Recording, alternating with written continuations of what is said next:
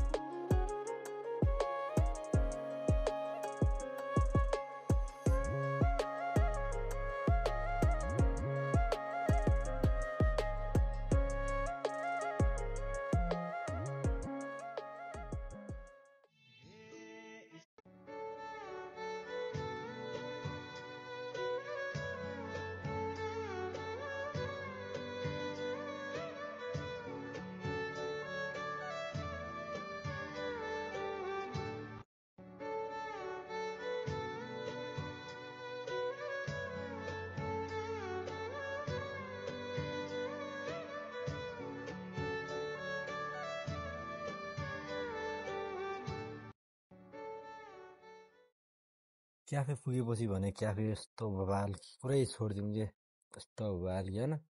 तल नि टक्क अनि माथिनिरको माथि नि बवाल रहेछ होइन। आजको दिनको टाइम पास यति हो। अब मिल्नेछौँ हामी अर्को भिडियोमा। By guys.